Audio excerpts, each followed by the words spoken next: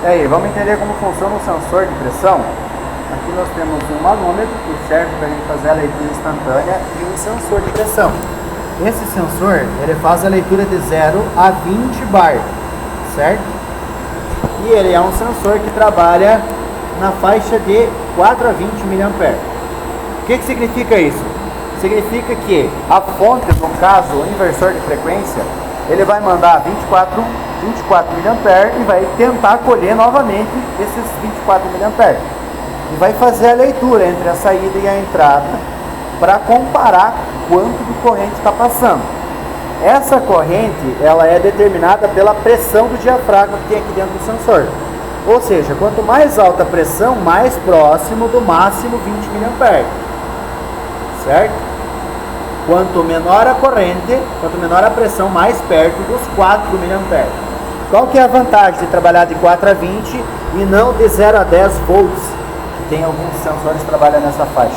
É que se o cabo romper, se for de 4 a 20, ele entende que o mínimo tem que ser 4. Se for 0, 3 ou 2 mA, ele já dá um alarme de cabo rompido. Enquanto que o de 0 a 10 volts, ele simplesmente vai dizer que está em 0. Ele vai ler como se fosse o mínimo. Então essa é a desvantagem, 0 a 10 volts. Tá? Então, voltando.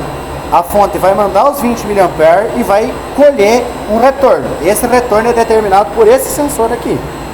Certo? Se ele voltar os 20 mA, significa nesse caso que a pressão da rede é de... Deixa eu focar aqui.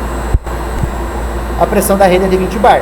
Se voltar 4 mA, significa que a pressão no sensor é de 0 bar. E aí ele fica fazendo a regra de peso. Voltou 6 mA, então está tanto. Voltou 10 mA, então está tanto a pressão de recálculo. Esse trabalho é o sensor que faz. Isso serve para quê? Isso serve como feedback para o inversor de frequência fazer a modulação, ou seja, eu vou configurar o inversor para trabalhar a 40 bar, por exemplo, 4 bar. Então, ele vai fazer a leitura do sensor e vai entender, ó, eu estou com 3.9, eu preciso acelerar. Eu estou com 4.1, eu preciso desacelerar. E ele consegue modular a rotação do motor baseado no feedback desse cara aqui, que é o sensor, mantendo a pressão constante na rede. Se a gente considerar aqui, ó, esse manômetro está estável, olha. A bomba está trabalhando numa rotação. Se essa pressão aqui baixar um pouquinho, o próprio inversor vai baixar, aumentar a rotação da bomba para ele aproximar novamente da pressão, certo? Então esse sensor, ele permite a modulação do inversor para manter uma pressão constante aqui no sistema.